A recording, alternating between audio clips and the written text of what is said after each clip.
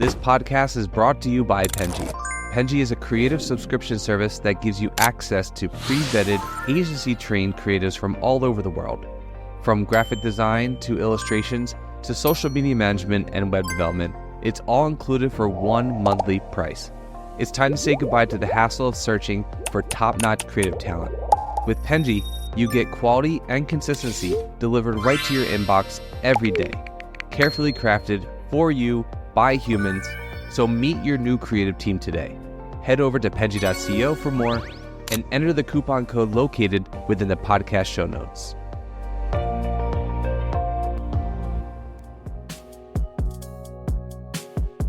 Hello, everyone, and thank you for joining us on the Fully Managed podcast. Thank you, Dan, so much for joining me today. I really appreciate it. Thanks for having me, Shannon.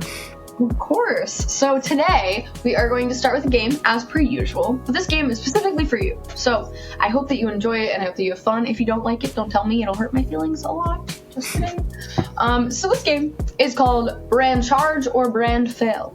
So basically, I'm going to give you a scenario, and you're going to tell me whether you think this really is a good idea or a bad idea, which would be a brand charge or a brand fail. And maybe if you think it's a brand fail, what you do to tweak it to make it a brand charge. Does that sound good? Okay.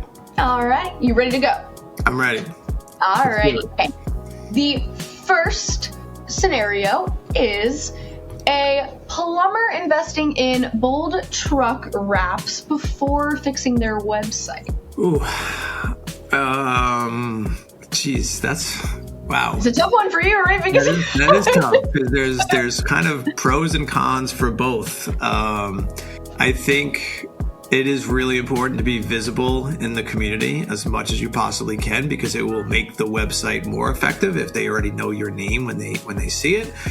But if the website isn't set up to convert and they hit the website and they think the company's trash, that's not going to be super helpful either. So I might have to give the edge to fixing the website first before doing the other piece. I started you off with a hard one, you know? Yeah, that was the tricky one because it kind of could go both ways a little bit, but... No, I completely understand. I think that both are definitely valuable, especially in that industry. But if you have people attracted to your website, but then the website doesn't work, then you're really out of luck. So I get the emphasizing that just a little bit more. All right, next one. Great job. Okay, next one. Rebranding every 2 years because you feel like you're getting bored. Yeah, that's always a bad idea to be rebranding that frequently. Mm-hmm. I think if it's done correctly initially, you really should not need to revisit it, ever, honestly. Like if it's done well, I understand sometimes things change, directions change, maybe new service offerings change.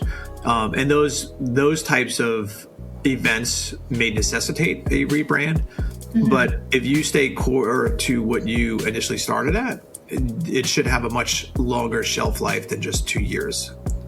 We very rarely see our clients going back and rebranding. We've had clients that we've branded over 15 years ago, and I think the brands still work perfectly today. So I think it's important to not maybe get caught up in the flavor of the month when it comes to branding. Yeah. Which can pinpoint it to a very specific period of time. And so I think if you're in that situation, maybe, but it's not something that we really would be recommending you do. It's very expensive to rebrand. No, I completely agree. And actually that leads to my next thought or my next scenario, because this one's almost like the opposite end of the coin. You just mentioned 15 years. So I don't know. A company refusing to evolve its branding after 15 years because customers recognize them. We certainly hear that often, like, oh, everybody knows us. I think the question I always flip back to them is I say, if you take an honest look at your current branding, do you think it adequately represents who you are today, or does it represent who you were 5 years ago, 10 years ago, whatever the case may be? Does it represent the level of service quality that you provide? And a lot of times I think that answer is no, it doesn't. But you have to be introspective enough to look at it and say, you know what, this actually doesn't look as professional as what we actually do. Like, we kill it when we get to someone's home and we provide service, but we would much rather our clients give that impression before you ever get to ring the doorbell or before they ever, get a lead on their website. Like, we want the homeowner to believe that there's a premium expectation, and the brand delivers that, or should deliver that. Yeah, no, I completely agree. That makes sense too, because I think that, and like, different from what you were saying before of that, like, if it's done right in the beginning, then it should kind of be timeless. But if it's something that doesn't reflect your brand now, then maybe that is something that you need to look at.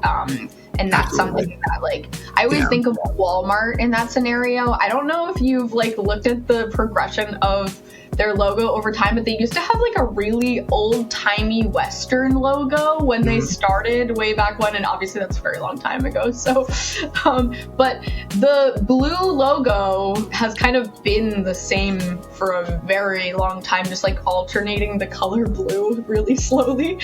And I think that that is much more reflective of like what they, represent rather than like that original one. Even though it's really cool, I think it's way cooler than just a blue block lettering logo, but it doesn't represent what Walmart is. Like, you wouldn't look at an old-timey Western logo and be like, Walmart, the saloon. Yeah, absolutely. Okay, so I'll give you one more scenario because we're already getting really good at getting the ball rolling here. So, last one is, okay, choosing brand personality over price competition in a crowded market. I would opt more towards personality, because I think personality helps clarify value, helps clarify the reasons why you might choose me over a competitor. It becomes less a question of price and more a question of perceived value. So brand communicates obviously a lot about perceived value. And so I would opt more on that side. Yeah, I completely relate to that. I think that a lot of people are worried about, like, obviously there's a gross expense. Like, if it's like way over what the market is, then that just, that seems just maybe not being realistic with your pricing. But if it's around others, maybe you shouldn't be thinking about like, oh, let me make mine cheaper because then people will pick me because I'm cheaper. You want people to pick you because of like the value that you provide. Yep, 100%. Okay, so thank you, one, for participating in my fun little game. I think I got to know a little bit about you and what you prioritize, and that's really like what we're trying to get at. So now the audience knows and has a little perspective. So getting into more of your background and like when you start doing this, I think something that's really cool about you, and maybe not everyone knows unless they've checked out your website and this stuff, that you started hand lettering trucks as a teenager and turned that into this agency kind of like over time. What is one lesson that, like, over, 30 years of experience? 30, 40, whatever. Give or take. Yeah, I'm not dating you. It's okay. It's okay. I'm not, you're not old at all. Everything is good. You haven't been in this industry for a long time at all. You're just really successful really quickly. What's one lesson that you've learned from like this early experience that you feel like still impacts you today? Like something that you always have in your mind? Yeah, I think one lesson I learned when I first started and I got my first job working in a sign shop, and the owner there, his name was Bert Arthur. Him and I are actually still good friends. Aww. And he basically taught me that anything that left that shop had to be at what he would call the Signcraft standard. And Signcraft was this magazine that was produced for the sign industry, and everything in that magazine was the best of the best. So his dream was to actually get featured in Signcraft, because that really showed like you were really on top of your game. So he's like, I don't care whether it's a simple sign or a no parking sign, like whatever it is, it has to be at a level that would be acceptable to be featured in that magazine. And so I kind of learned very early on, first of all, just the responsibility that you're granted as someone that is producing advertising that is meant to help a small business, right? So they're trusting you to design something, create something, whether it's truck lettering, signage, whatever, that ultimately will help their business, and making sure you accept that responsibility and you treat it as a sacred responsibility.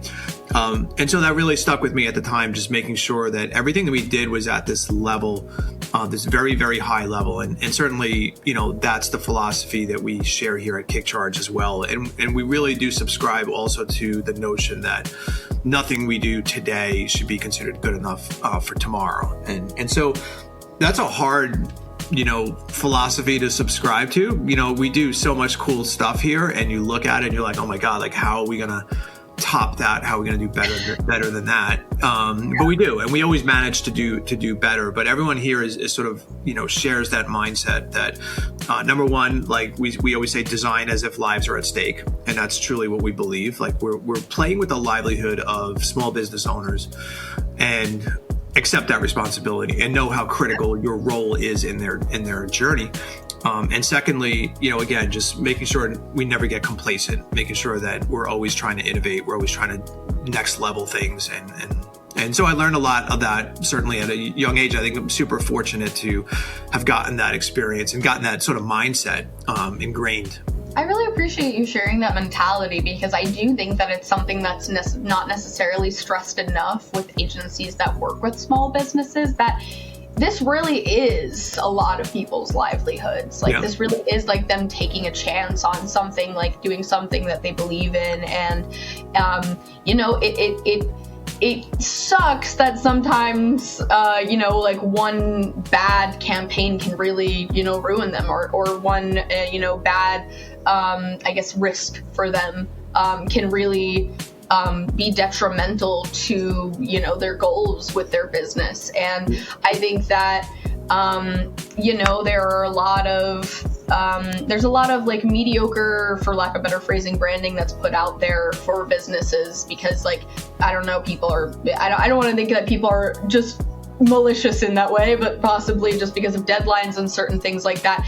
And I think that not having the mentality of how important this is and how impactful what you're doing is sometimes the problem. Like, you really need to you put yourself in this person's shoes that's coming to you for help, because that's really what they're doing is like hoping that this will help their brand be more successful. And like, obviously marketing isn't just everything for a brand. There are other things that are needed to be considered, but I think it's great to really hold this in high regard, that like you can really do a lot for this person, and messing up royally can really impact this person negatively.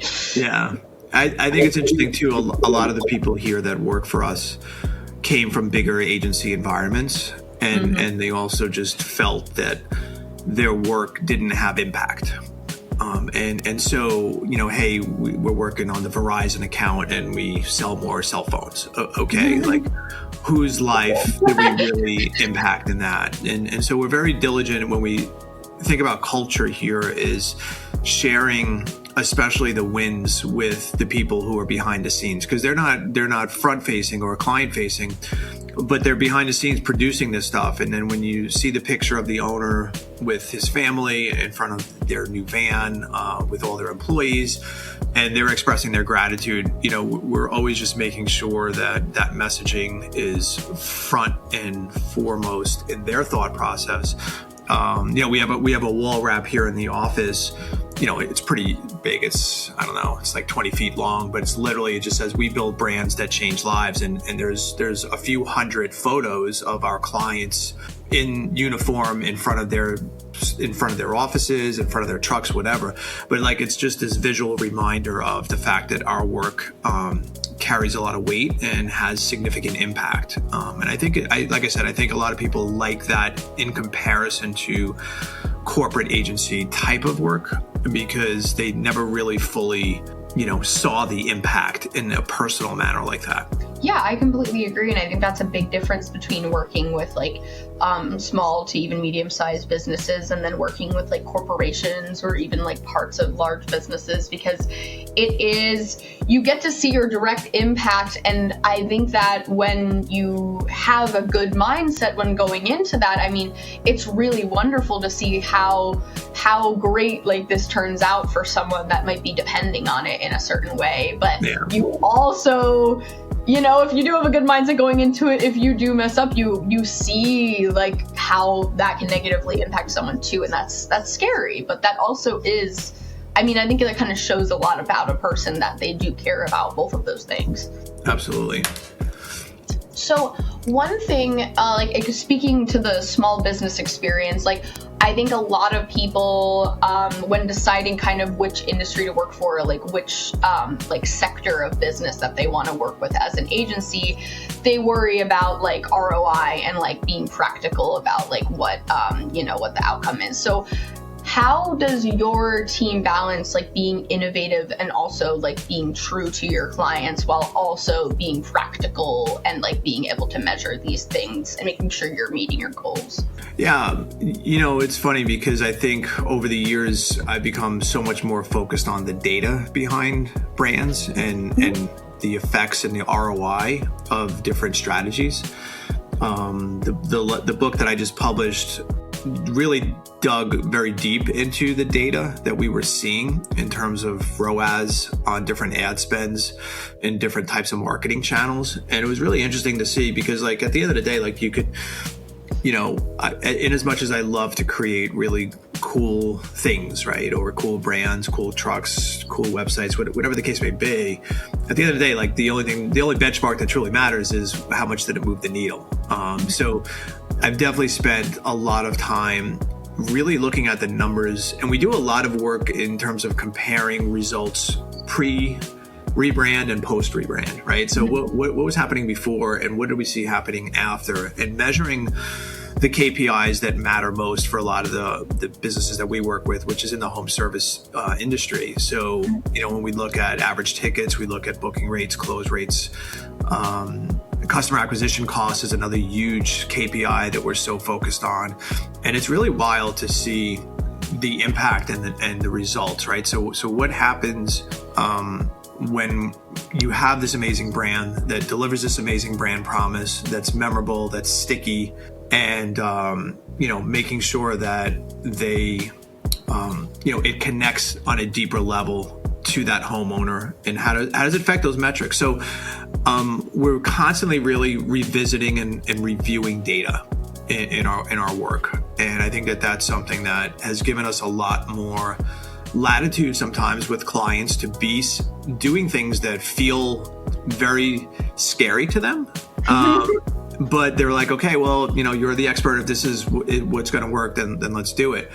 And so the notion of disruption is scary for a lot of contractors because they sort of feel like they should look just like what everyone else is doing. And we're like, no. we don't want to do that. We don't want to look like everyone else. If you want that, then why don't we just do, sun and snowflakes and fire and ice clip art and we'll call it a day. So, I think the experience gives us latitude, which is great. But we are really always assessing and looking back and seeing what the metrics and how the metrics were affected. No, I completely understand that. And even talking about that discussion of disruption, I speak with a lot of founders and CEOs in different leadership positions on the show, and I think something that I kind of see often as a rhetoric or concern with putting yourself out there is this imposter syndrome kind of thing, and I think business owners struggle with that a lot in general.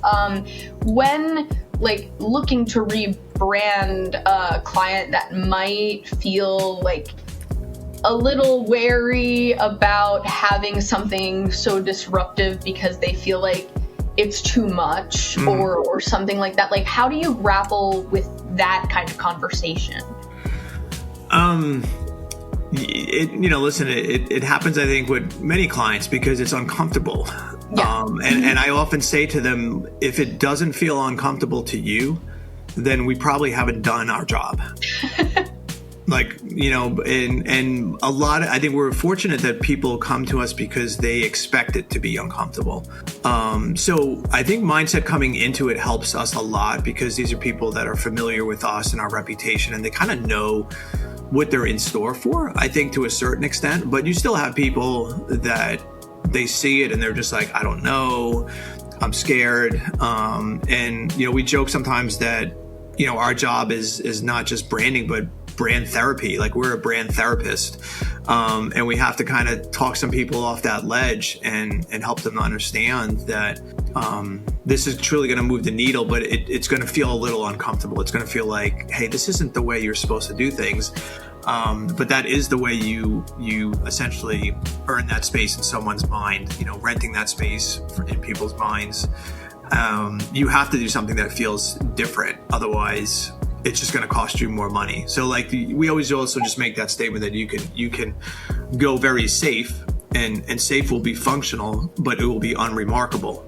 Right. And the more unremarkable the brand is, the more money you will need to spend overall to get people to know what it means or why they should care about it. So, I think the other thing you also think about in terms of budgeting for a small business is they don't have the luxury of a large budget to have something meaningless suddenly mean something to a homeowner. Right. Mm-hmm. Like, because you could get anything to mean something to a homeowner if you put enough money behind it. Like, you buy a whole bunch of radio, buy a whole bunch of TV, buy a whole bunch of billboard. Yeah. And then, I can get you to remember anything with enough money. Right. But they don't have that luxury. So what can we do on a much less expensive basis that would deliver more impact to make you visible in the community, to make you 5 Mile famous? Like, those are all the things that we're thinking about. Yeah, no, it is. I think it is a very uncomfortable conversation to make someone like be comfortable with something that is ultimately going to be viewed as a risk for them. Yeah. I think working with any agency, I feel like when someone asking for help is a risk, no matter what. I think and especially with bold branding, which you're known for, I think that's even like scarier for people sometimes because it's intimidating. Like, especially if they're somewhat timid about their brand, or like they're newer and they're worried about so many things going wrong. Like, that's a difficult conversation to have, but like convincing them that, this is the evidence, like these are the right things to do, like this is the right path, like people need to recognize you is really important. And being recognizable, I completely understand your point, for like a small business is a bit more stressed and should be more stressed than maybe another business, because they don't have those dollars to put into so many different modes of media. Yeah, absolutely. So having worked with working in the home service space so much, like debatably maybe more than literally any other agency, like you have worked with so many, what do you feel is like compelling about this space? Like what do you like personally enjoy about it? Because I think that's just something that is, I'm always curious about why someone works in the industry that they do, because I know that, you wouldn't be doing this if it wasn't something that was like you were passionate about and exciting.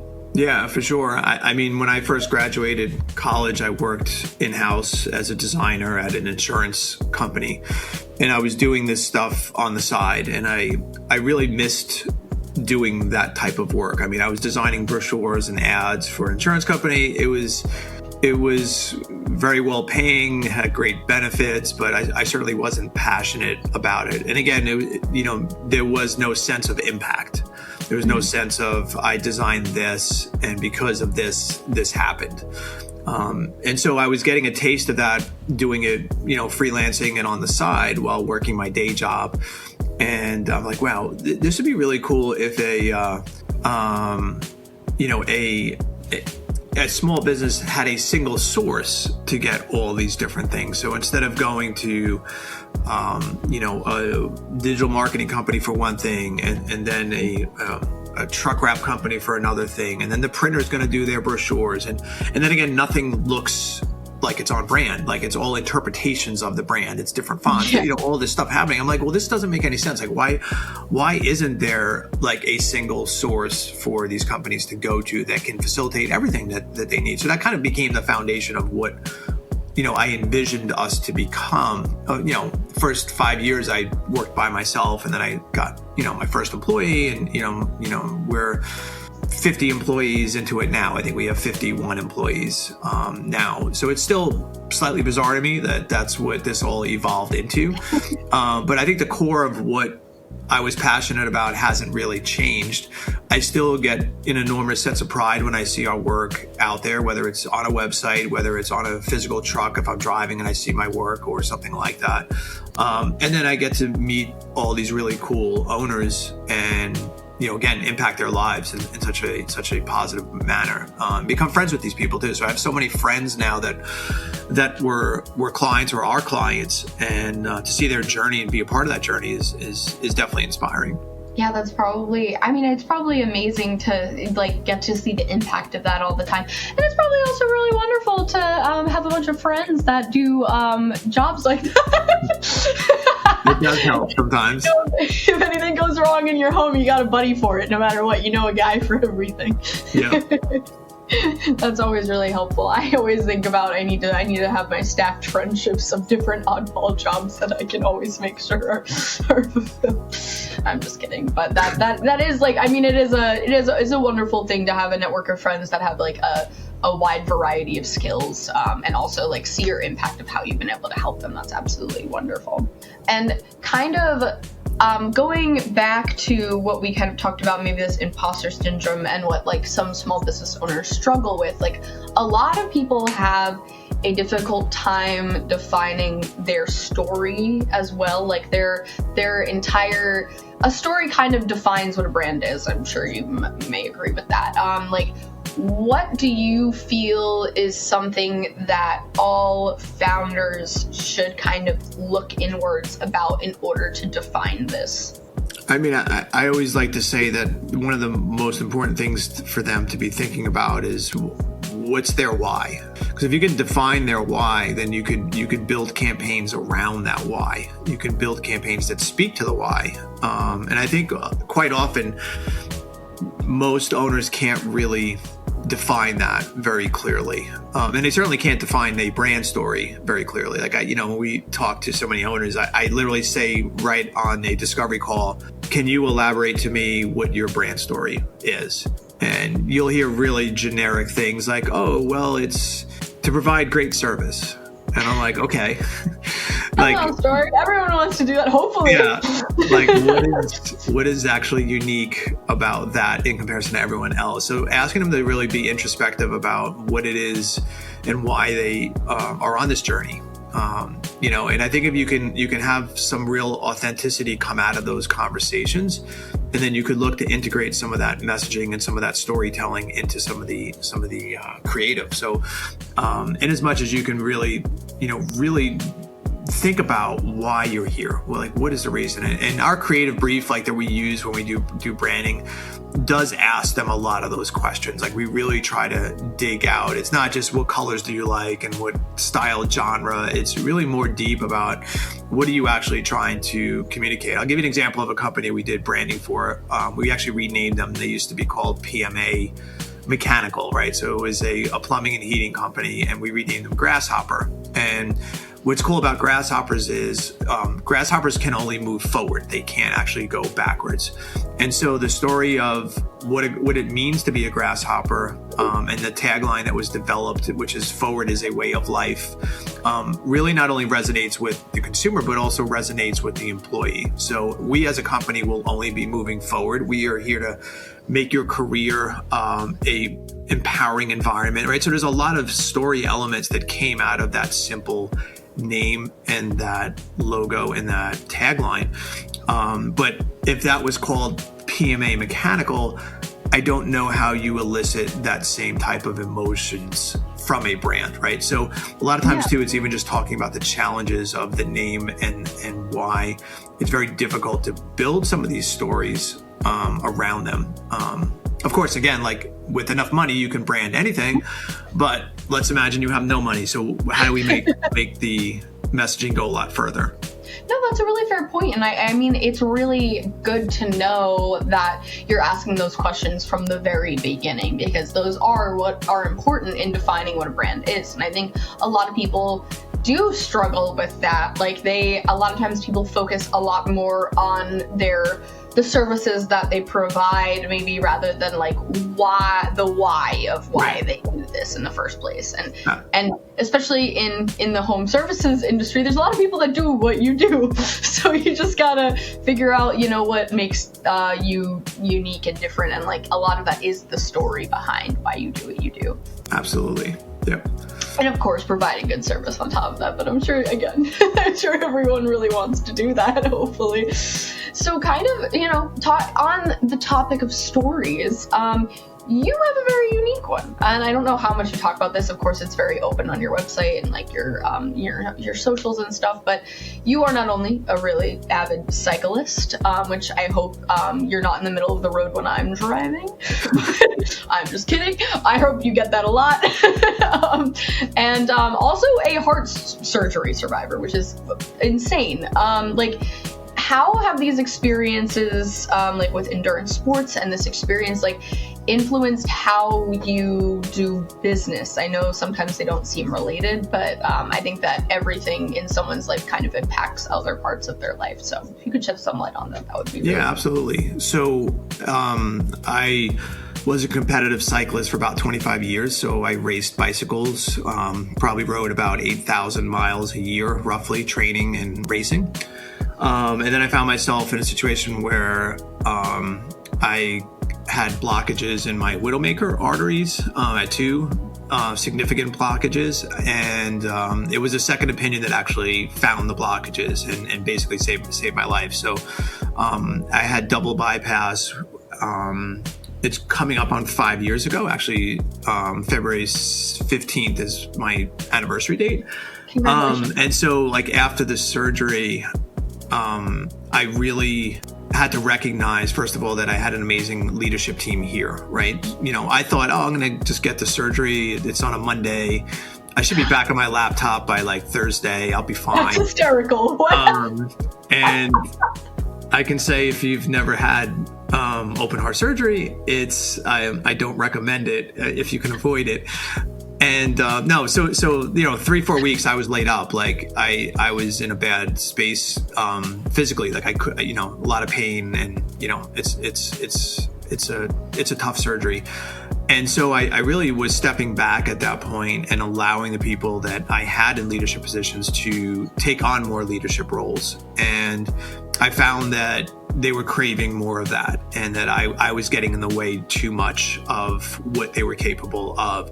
So it was a great thing for me because I got to really see like, oh my God, like this team just crushes it. I don't want to say they don't need me, but they certainly didn't need me in some of the minutia that I was putting myself in. And so it has allowed me to step back, and even looking at the revenue growth since that has happened, I think we've gone from, I don't know, it was 4 million in revenue in 21 to, I think we were a little over 12 and a half this year. So, we've grown substantially since then. And I've have someone as a COO who basically runs the entire agency. And, I once in a while I get to go in my office and design some cool stuff, go on some cool podcasts like this. But she really manages and handles everything. And she's very much more process driven. You probably have seen a lot of creatives that are not very process driven. Yeah, you need the balance of both. Like someone that goes a little too crazy for creative, and someone that is structured like that. I can come up with an idea about something that I think we should be doing, and then she'll execute and make it happen. But for me to figure out how it should happen, like, you don't want me, I'm not that person. So it's been good to be able to step back and let some of the people here really take on more responsibility, and they've embraced it and they've enjoyed it. So, sometimes they're like, Dan, go ride your bike, or, so it was one of those things where it was a very, of course, not dying was super cool. Not dying is really awesome. It has fostered more of a sense of gratitude. Like I literally have on my phone like a countdown that says, bonus days, right? Because I shouldn't have survived. Like the second heart surgeon was like, you shouldn't be here in my office right now. Like you probably should be dead. So I look at every day since then as a gift and a blessing, and I try to keep that mindset of gratitude, forward in all of my thought processes. Like, it's not like, oh, I have to do this. It's more like, I get to do this, and I almost didn't get to do this, even if it's a task I don't want to do. I'm like, well, I'd still rather do a task I don't want to do than never have the chance to do that task ever again in my life, right? So, it was a good mindset shift, and I think it's made me a better leader. So I look at it as a huge blessing that I went through that experience, and that I had this amazing leadership team behind me to help afterwards. Oh, that's amazing. Not only to have that mindset shift in general of gratitude for what you have, but also to have the realization that you built something amazing. it's better than finding out that everything's on fire because I'm out for 3 weeks. Right. But no, that's incredible. And another thing too, I was just going to say, Shannon, too, is like when you shift the mindset also to be employee first, that also is a good mindset. And it's not that I wasn't like that, but it became more about how do I help everyone on the team win? And if I can help them win, then I will win as a result of that. Mm-hmm. So when you shift the thinking to that, and one of the cool things, even just looking, I was talking to my HR director the other day, and she's like, in the last 22 months, we've only had one person leave this company. And in the agency world, there's a lot of churn and there's a lot of people moving. And I'm like, well, that's kind of cool. Like, honestly, that we haven't had a single one person leave in 22 months, I think just kind of speaks to the culture that we've tried to cultivate here and try to keep an employee first mindset.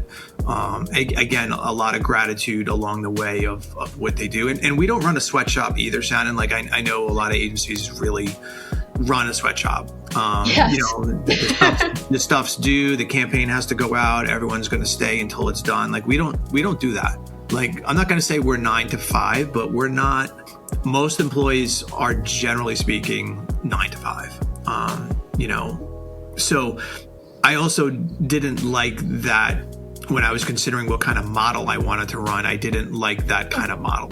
I was like, these people have families, they have, a personal work-life balance that I think was missing in a lot of the agencies I had seen. And I just didn't want to be a part of it. I also, when thinking about agency, I also just didn't want to be dependent on a handful of clients for revenue as well. So in my 30-year history, I've never laid off a single person. There's no one that's been let go because we don't have one client that makes up more than 1% of revenue. So if they left, whatever, it's fine. It's not we don't need to lay off half the team because we lost the account. Yeah, I really appreciate you sharing that mentality, because I think that's something that I do see with agencies. I do see it getting better. I think in the grand scheme of things, I think that work-life balance has been more emphasized as of late.